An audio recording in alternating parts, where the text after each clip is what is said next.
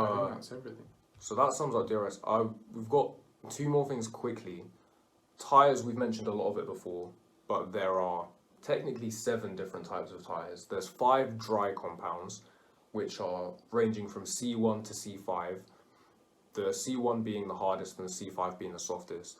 The ones you see on the race for simplification are the red softs, the yellow mediums, and the white hards. Yeah, so they're one of the, essentially for each racetrack, Pirelli chooses either C1, 2, 3, 4, or 5, depending on the racetrack. So it could be 1, 2, and 3. Yeah, It could be 3, and they 4, only 5. they'll send essentially one of them, like essentially, so like the medium, soft, and hard can come in different, like, so a medium for one race is not equal to the medium for a different race, because the racetrack demands are different. So they'll send like different essentially compounds. They're not the exact same compounds.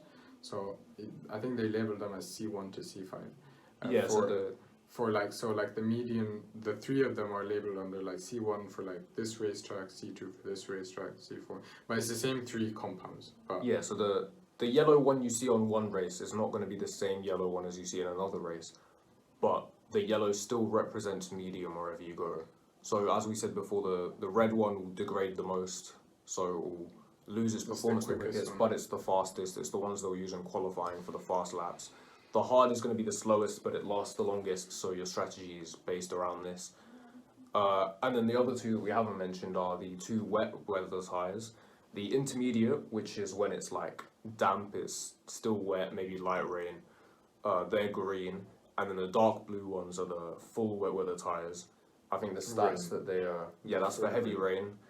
And I think the stat is like they get rid of 65 litres of water per second. Yeah. Which is why if you see F1 cars in the wet, the amount of spray behind them is insane. Yeah, the spray is mad, like it's really high, purely based on that, plus obviously the aero of the cars kind of guiding. Like the way the aero is, just to talk about this again, it's so specific that the air, like the path of air, is followed throughout the entire like car. So like air will be guided by the front wing, maybe to cool the brakes or sent somewhere else. So all of these little intricate parts they play a part in guiding the air to where they want it to go. And yeah, based on how good a team does that, pretty much dictates how fast they're going to be. That's the tyres done. Do you want to just define like the definitions down here? So we've got I like how you're throwing all of this stuff on me. Bro, no, you can do it. Go on. Degradation. Okay, degradation is the amount of wear and tear you get on the tire. So, like a normal tire, it will last like say 10,000 kilometers.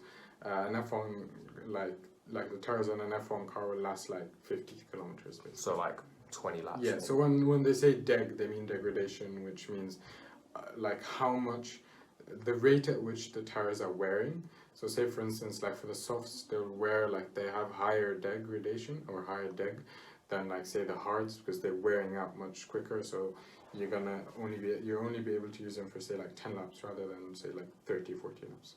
Yeah. The phrase "off the cliff." Oh, that's when they're gone.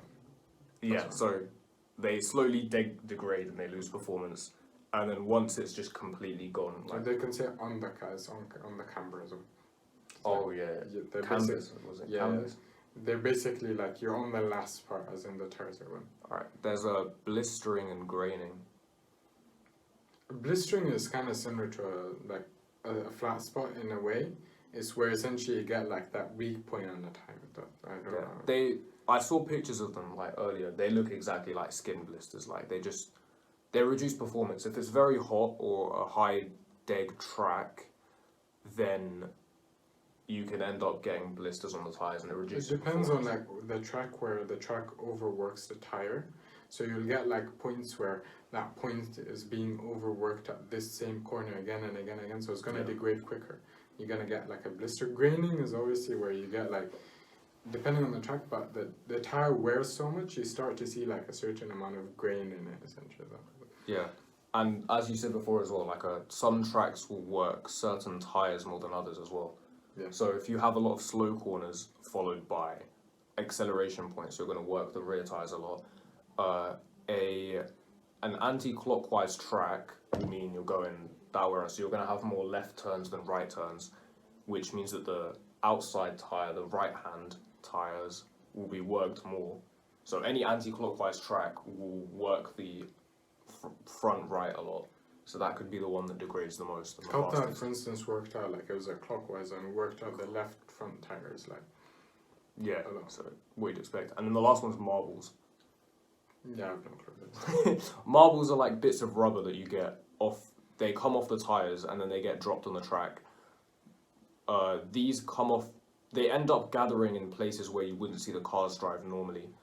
So another driving term is the racing line. If you haven't heard of that, basically the racing line is it's the quickest fastest way around the It's the quickest way around the track. So you go around the outside of a corner, you cut in, you make the corner, and then you go outside again. It's opening up the angle and stuff. Not necessarily, not in all cars, but like Sometimes. generally speaking. And then the Fernando marbles will didn't build up do that in outside. his 2005 car. That's what I'm saying. That car was weird though. Like Yeah, just but as drove in, like, differently. he'd actively like apply oversteer and then correct it out of the car. That was the quickest way. But like generally speaking, what you're saying was great. So the marbles will build up in places where the cars aren't normally driving, which is why there's a dirty side of the grid. Because there's more marbles on that side, it's not as clean as the other side. So it just makes the track dirtier. The marbles build up on your tyres, it's not as good. And then the last bit, just quickly, is engines. The engine regulations have been changing for ages, but currently, ever since 2014, we've been using the 1.6 litre V6 turbo hybrids. Such a long name. It's awful. Basically, they're just the vacuum cleaners. They sound like vacuum cleaners. We used to have like the V8 sound. They used to be V8s, they used to be V12s, they used to be some big, loud was there engines. a V10 as well at some point? I Probably. think there was a V10 at one point. But, yeah, The this V8 is sounds like so like just Google like a 2008 or 2006 car and just listen to that sound. It's just so they are, beautiful. yeah, These cars don't actually, but that's the thing, they're saying like, just like as a fun fact, they're saying from the 2026 new regulations for the engine, they're gonna remove actually the MGUH. So for people who don't know, I think I heard it doesn't matter, but like we'll the get onto MG it next week. but the MGH essentially, it takes out a lot of the sound of the engine, so they're saying that once they remove that, the engine's actually gonna sound like very nice. I reckon it'll be nice, but not as nice as it was before. I don't think it can go back to how good it was last time. We'll see. Anyway, the engine's made up of multiple components, and you're allowed a set number of these. So if you see people taking engine penalties, it's because a specific component is what's degraded. So if So the engine's generally- made up of like 10 parts, maybe you're allowed 5 of these parts across the season. If you've, I don't know, used like 5 ICs for one example, and then you need one for the next race, you're going to get a penalty for using an extra one. So that's... Generally you're allowed 3. Yeah, so the As in engine not itself generally, is like- made up of loads of components, which is why they're normally called power units to, you know, assign for all of But it. you get like so say if you change like a small part of the engine, for you won't get as big a penalty as say if you change the whole power unit. So Yeah. some drivers, somewhere along the season, the drivers will change the whole power unit, and they'll just get like fresh everything essentially, and then they get sent back to the back of the grid. So they get like a 20, like maximum 20 place deduction. Whereas if you change the ICU, which is the internal combustion engine of the power unit, you only go back 5 places. Because you're just changing one part Exactly. rather than the whole thing. Generally speaking, when they need new parts, they just change the whole engine and take like a massive penalty essentially. Yeah. The same thing applies for like the gearbox essentially. If The you change, gearbox as you're well. only allowed I think 3 gearboxes or a bit more. Once that goes out, you take a penalty for taking a new gearbox as well. But yeah, I think that's it, to be honest. I think it makes F1 sound like very complicated. It does make it sound very complicated, but hopefully, like, certain parts of this have piqued your interest, because the whole thing about F1 is as much as it's confusing, you don't need to know that much to get into it. And then the other thing is, once you get involved in something, then you'll become obsessed with it. Like, maybe you really like the history, maybe you really like the logistics. There are videos made on how teams and stuff can go to one race in one country and then end up set up and ready for the next race in just a week, for the next race in a completely other side of the world. You might like I don't know, the rules, the racing itself hasn't been incredible. Realistically recently, speaking, you might like you that. can't say that though. Last year the racing Okay, yeah, was no, the actually, best to be and fair, yeah, last year. last year was entertaining. Realistically speaking, I've been watching F1 for like actively watching F1 for like 7-8 years. Like as in I watch it every year, Yeah. and there's still stuff that I learn like now, like some stuff I don't know, or some stuff that I need to think about. Which one was it? So it's okay. Like even if you're coming new into F1, you don't need to understand everything. You'll pick it up as you go along, and like as you're watching, I think now the commentators Martin Brundle and Crofty, yeah, they do make an effort. because of Drive to Survive and new fans coming in, they're a lot more aware of the fact that there are new fans watching, and so they actively go out of their way to explain stuff. So if you don't understand something, it's okay, just watch the race, and generally they'll explain it now as they go. They never used to do this before. Yeah, You they used never to have bothered, to yeah. kind of understand it on your own, but now they actively go out of their way to explain why something's happening, or especially during a race. Yeah, they're very understanding. And I guess the main thing is the technical side. Like, personally, like the only reason I'm here right now, sat in this room, is because I'm doing an aerospace engineering degree, because when I was a kid, I was interested in the era of F1 cars. You might prefer You're the crazy, Tyres, you might... You're crazy. Bro, it's interesting, man. I'm trying to get a job, man. I'm trying to get a job. It's because you haven't done advanced aerodynamics. So. I can't wait. Don't make it sound like it's a bad thing. Bro, if it's a bad thing, my whole life is a lie, you know? My whole life is going to be a lie. Yeah, you might prefer the engines anyway. Like, it's all technical. The engineering is incredible. Like, there's loads of stuff to get to. The entire thing is a rabbit hole. Like even with the pit stops, like we said, pit stops are the pinnacle of engineering. Where are you going to find a 2-second pit stop in any other racing? Like, they just don't exist. So, and plus, like, the reason F1 is, like, so big or, like, so important is essentially teams use it as a marketing tool, but also teams use it because you basically, it's like, they don't make money, but they don't lose money. It's like they just break even. But the amount of technology that's actually invested in F1, you can take that and put it into a road car and you make like an insane, essentially, sports car.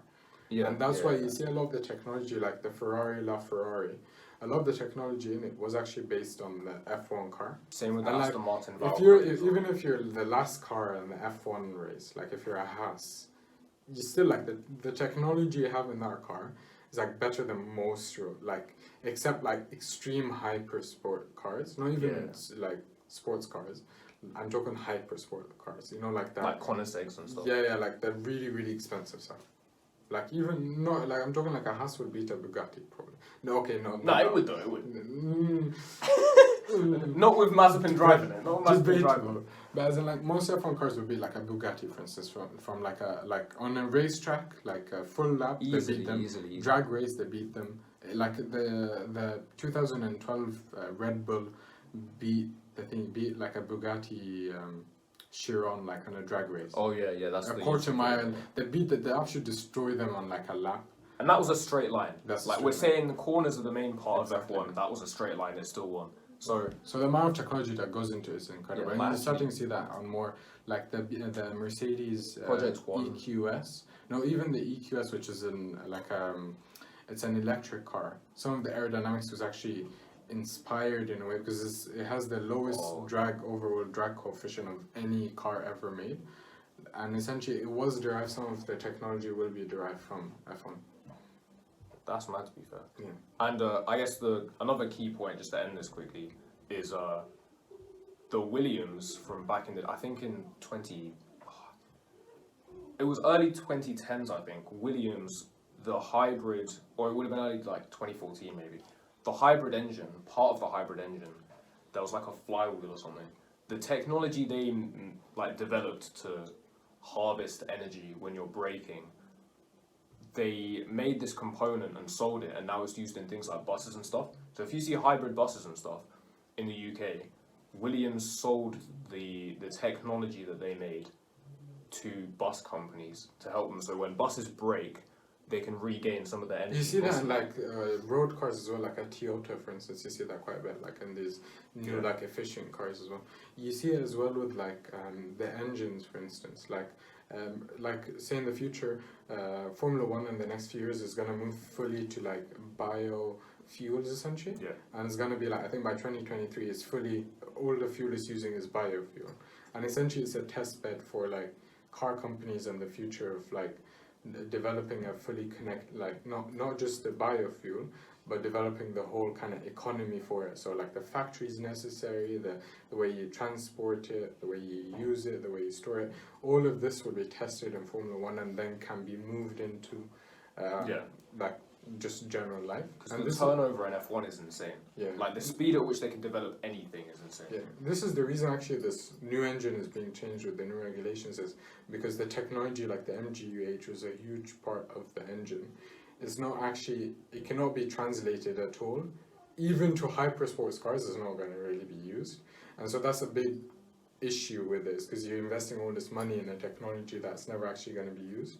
And so from the new regulations, they want to make an engine that can translate essentially into something that can be used and provide value essentially to, well, essentially like civilization, I guess. So just know that your Prius in 2030 might be based off the 2014 The Prius Mercedes. now is based off some, like the Williams technology was like, is actually inspired the Prius. Like, you know how like when you brake, you see like it gains some like energy. I haven't been in a Prius, but yeah. But that's what I'm saying. Because I'm rich.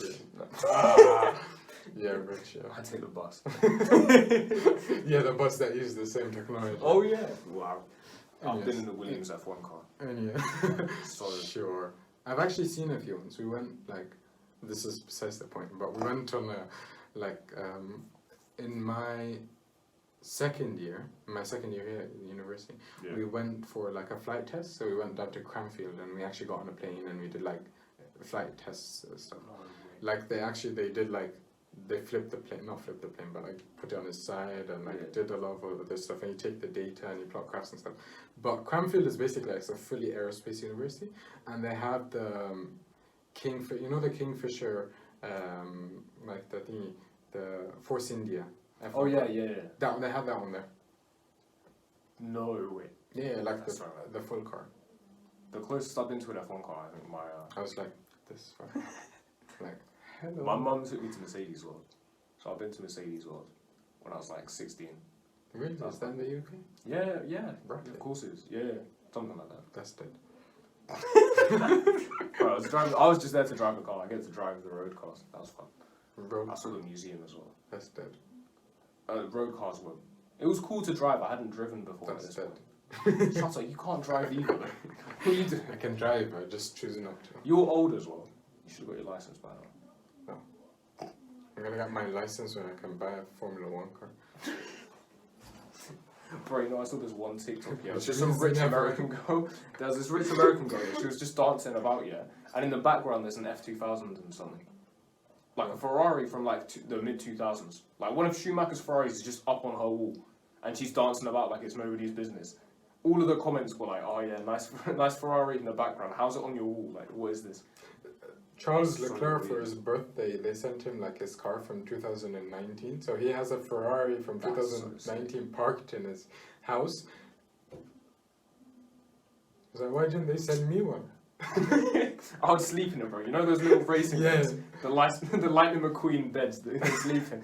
I'd sleep in his car. You know when you get married and you're like, your wife wants to buy, but you're like, no, it has to be like a sports car. That's gonna be you. Bro, she's sleeping on the sofa, I'm sleeping in my F1 car. Anyways, I think we went off point there. I will take that, it's all staying in. But yeah, that's the Explain series. We'll get more into the technical side and the stuff we mentioned at the end there for the next one. So if any of that sparked your interest with the aero or the engines or something, we'll explain it more along with the regulation changes for next year. We'll do an episode. Either that will fit into the next one or we'll do a whole episode on it. We'll see.